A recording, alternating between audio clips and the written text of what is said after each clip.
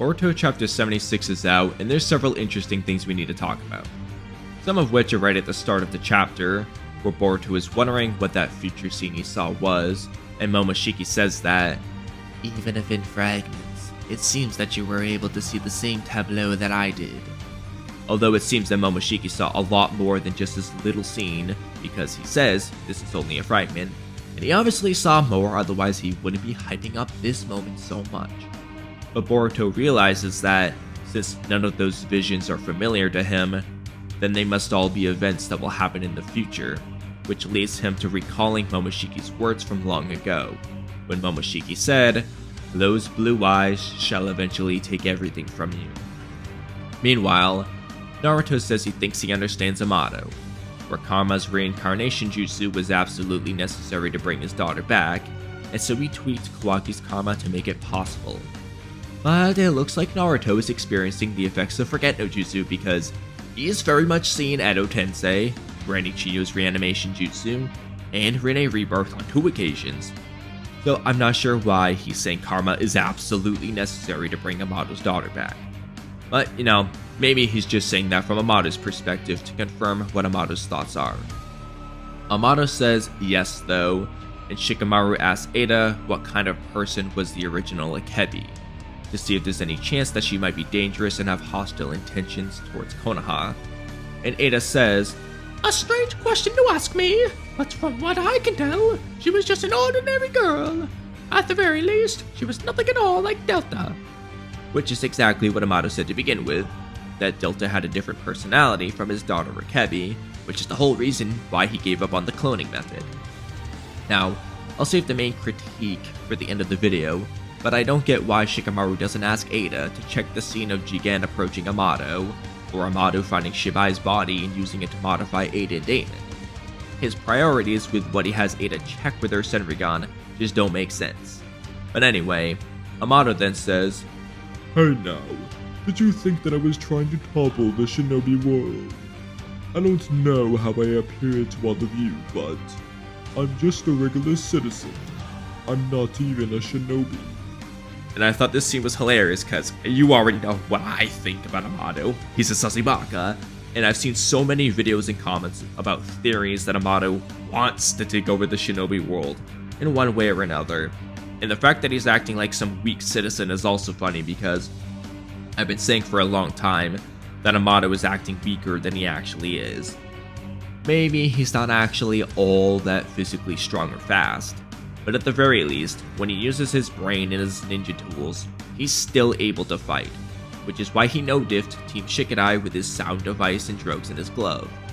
Shikamaru's response was also funny because he tells Amado that this reveal was quite anticlimactic to him.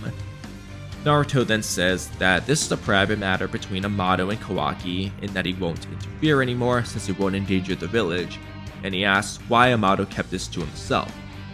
To which Amado says, "Because it was none of your business. What could any of you have done to help me, Lord Okage? I simply wanted to push things along carefully, especially since Kawaki loathes karma." Kawaki then looks at his hand and shows a change of heart about karma, which will be meaningful in the future, which I'll talk about more in an upcoming video.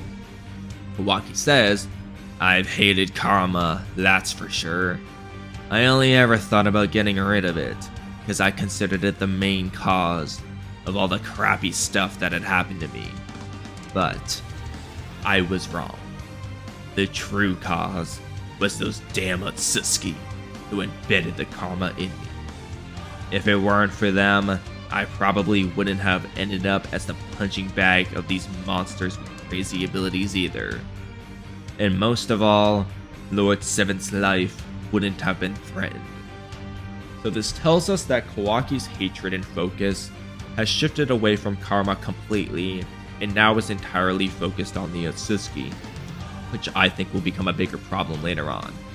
And what's also interesting is the different looks Naruto, Shikamaru, and Eida give Kawaki when he talks about Naruto's life being threatened. Naruto has a more soft and concerned expression for Kawaki. Shikamaru looks like he's thinking, "This guy has gone insane over protecting Naruto." He looks very weary and kind of scared almost. And Eida has a more stern and observant expression. Maybe she's thinking, Ugh, is protecting Naruto all Kawaki ever thinks and talks about? Kawaki and Damon are a lot alike, and should become buddies soon. Damon only ever talks about beating people up to protect Eida, and Kawaki only ever talks about protecting Naruto. But anyway, Kawaki says, just answer one question, Amado. This daughter that you plan to resurrect with my karma, you swear that she won't turn into some new Otsutsuki? And Kawaki asking this question tells me that he's probably gonna implant the karma on an Akebi clone like Amado asked. He just wants to make sure that she won't turn into an Otsutsuki, which he hates. Amado then takes off his glasses and gives this the most fake looking emotional breakdown ever. He says, to be absolutely frank, I really don't know how it will turn out, since there's no precedent. The only thing that's certain is that this is my final option.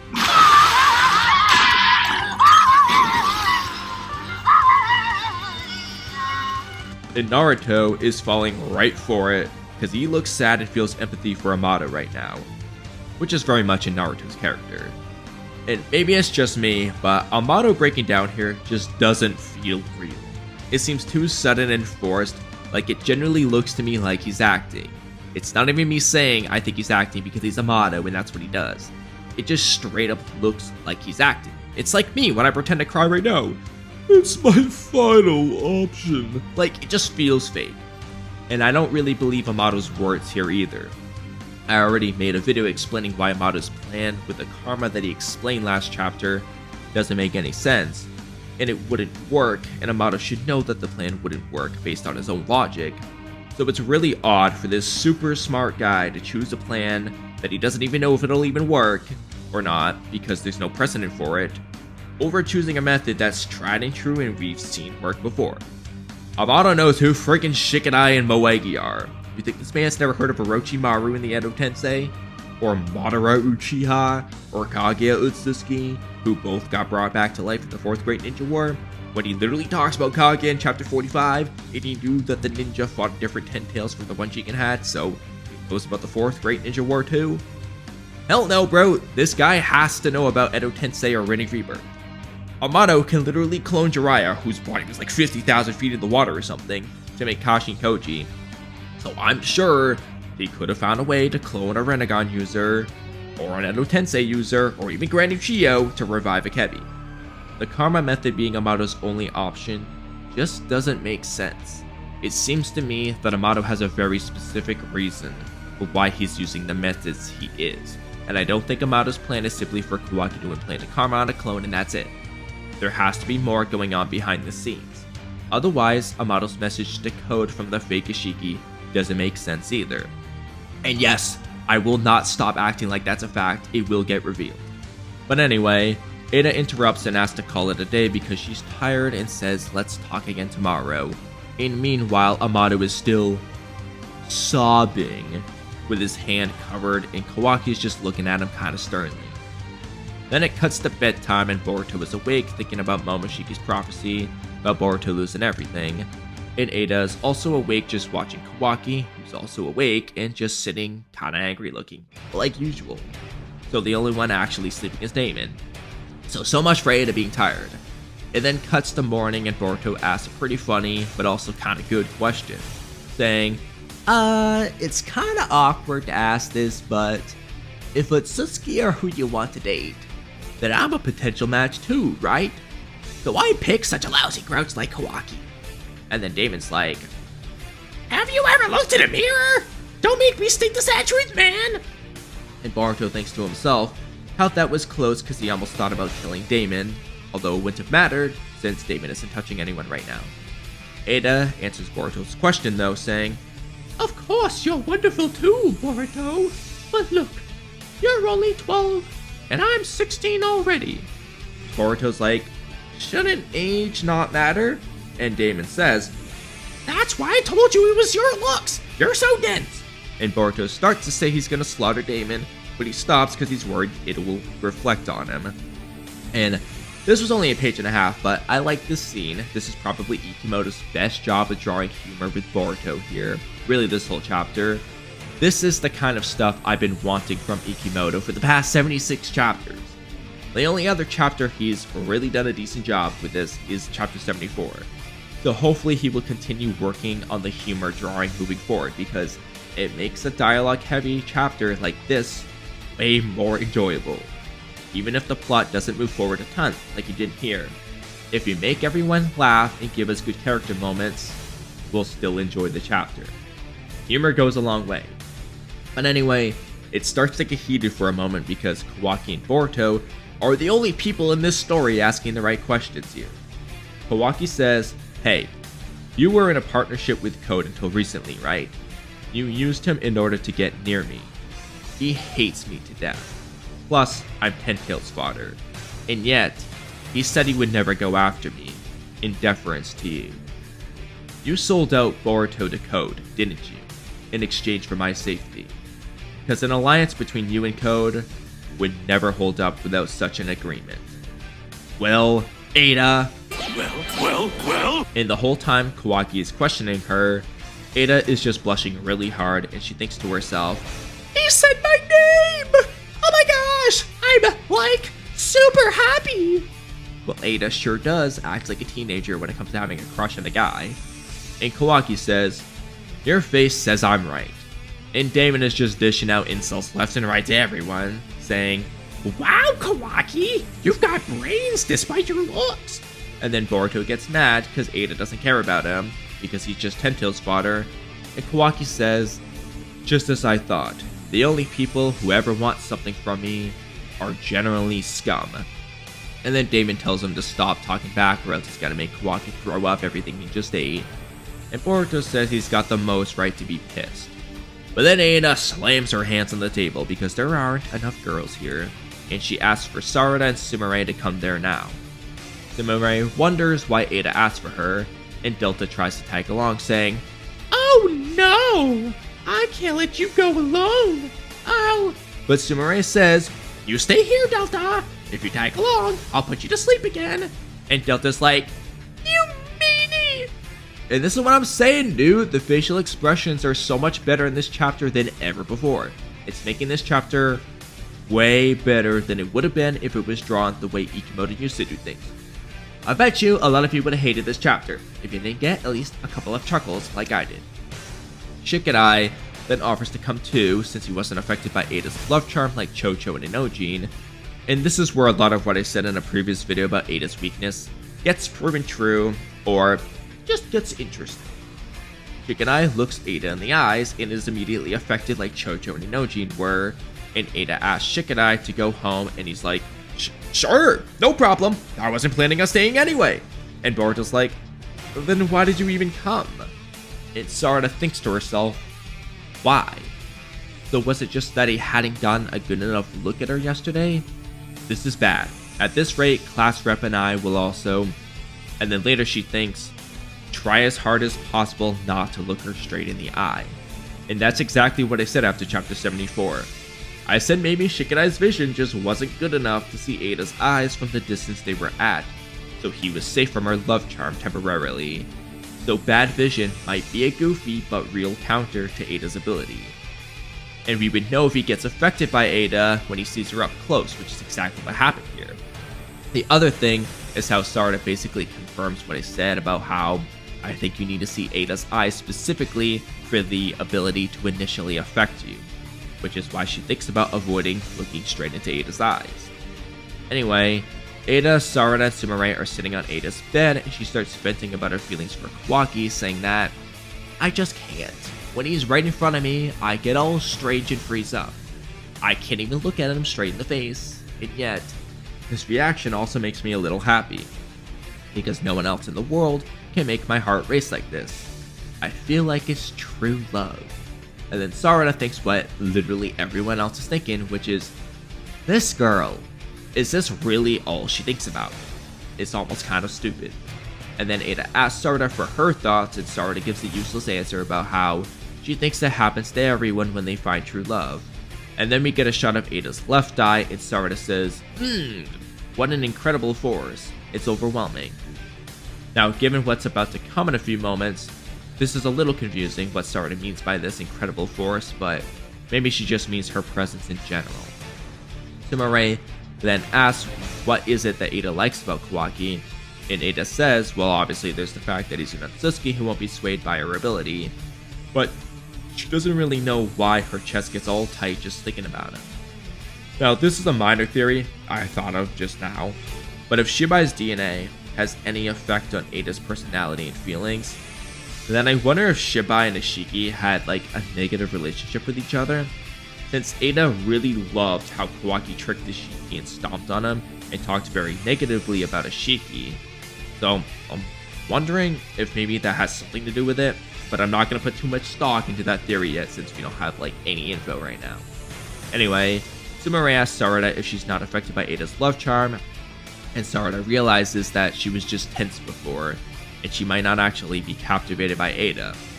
Sumire then mentions that for whatever reason, she seems to be unaffected too, and Sarada doesn't get why they were unaffected, but Sumire shows who's boss and tells Sarada to calm down because if Eida finds out about this, it'll likely be bad.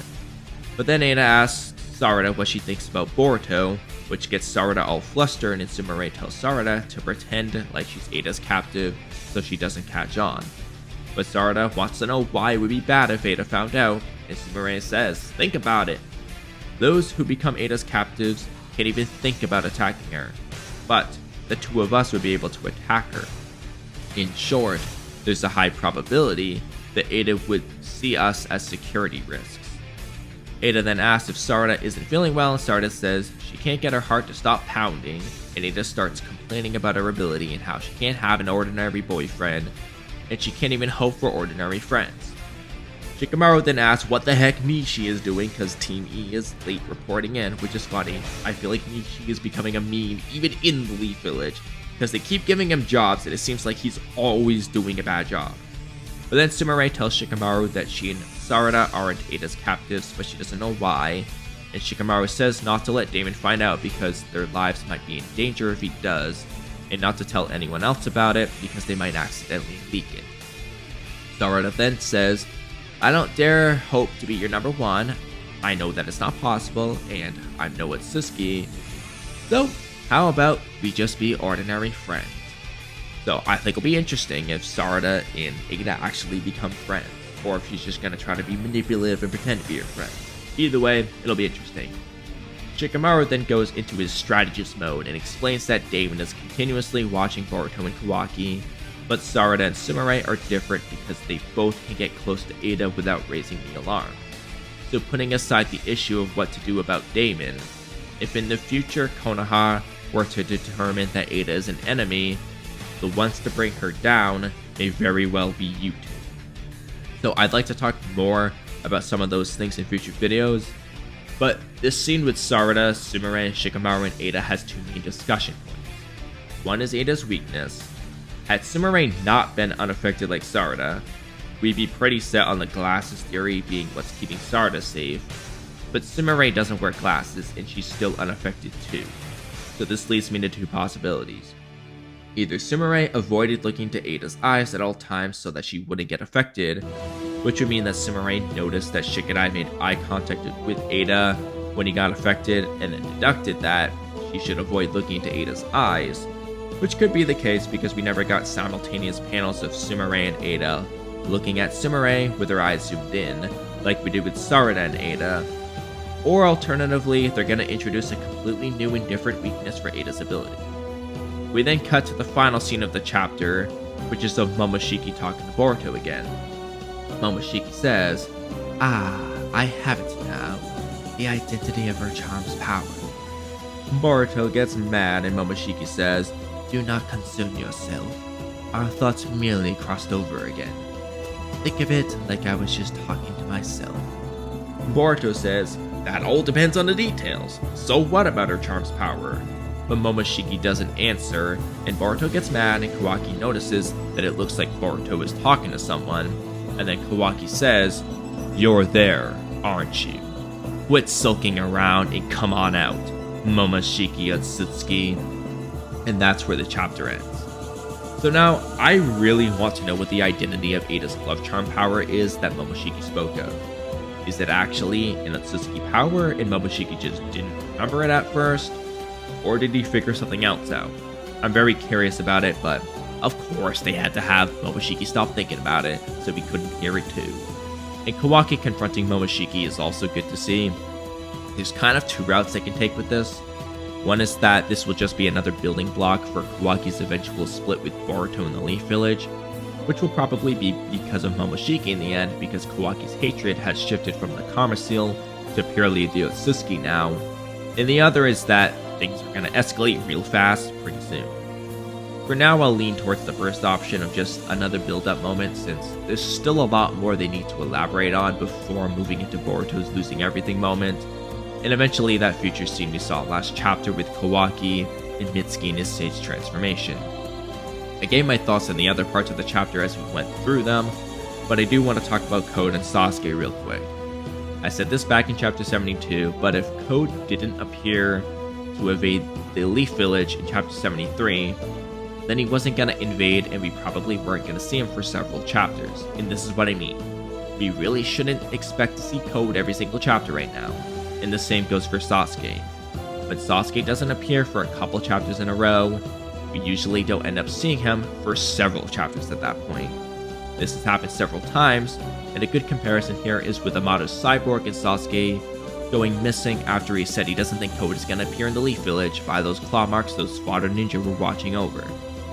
Amado mentions that he's working on a powerful Konoha ally in chapter 60, and Sasuke ran off in chapter 61, and there was no mention of Sasuke or Amado's Cyborg until chapter 68, so we might see a similar thing here, where we're not going to get an update on Code or Sasuke until like chapter 78 or 79 or something. Just don't expect it every single chapter, or else you'll be disappointed, and when it does come, you'll be more excited about it. And lastly, I do want to give that little critique I mentioned way earlier in the video, which is how Shikamaru and Naruto just aren't asking Amado the right questions. Shikamaru asked Eida to check whether Akebi actually existed and what she was like, but the man doesn't think to ask her to check the scene of Jigen approaching Amado in his lab, or Amado finding Shibai's remains and using it to modify Eida and Damon. Like, he just took that shit for granted and believed Amado there, but didn't believe that he had a daughter, which he talked about in the past. Like, I don't get Shikamaru's priorities with his info gathering using Eida's Senrigan. Why didn't he ask Amado how he knows all that stuff about Shibai? I know Shikamaru and Naruto's natural assumption is that Ashiki told Amado about it, but why don't they use their brains like I did and question why Ashiki would even do that, and why he'd have Amado use Shibai's remains to make Cyborg stronger than Jigen, that Jigen didn't even want, which is why he wanted them killed off. Why don't they just think a little bit? Why? Itachi, why? だってばよ! You're telling me that was why? What if Amado lied about how he met Jigen? What if Amado lied about some of the Shibai stuff? Shikamaru openly admitted that he doesn't trust Amado. So why did he trust those parts? Why didn't he have Eida check on any of that stuff? If I was Shikamaru, the first thing I'd want to check is the scene of Jigen meeting Amado, and Amado using Shibai's body to modify Eida and Damon, and I'd also want to check and see if Jigen told Amado about all that Shibai stuff or not. All before I check on Akebi and what her personality was like. But Shikamaru never did that, or even tried asking Amado about it and poking holes in his story. Now, Eida did ask to call it a day early because she was tired and that they'd resume tomorrow, so maybe we'll get more Amado interrogating in the next chapter, and maybe Shikamaru will start asking the right questions. I hope that's the case, but I'm not so sure that he's actually going to do that. But that aside, I thought the chapter was fairly enjoyable overall. It didn't drop bombshells like last chapter, but I think there was a lot of interesting things to pay attention to, and I'm really interested in what Momoshiki realized about Eida's love charm going into the next chapter is. And I thought Ikimoto did his best work with making this chapter funnier than normal. But I want to know what you guys think. How'd you feel about this chapter? And what were your 3 main highlights of the chapter? And what are some of your critiques? Let me know in the comment section below, but that's a wrap on today's video, so thank you guys for watching until the end. Don't forget to subscribe, leave a comment, like the video, and hit the bell icon for notifications. Have a great rest of your day, and I'll catch you guys next time. Bye.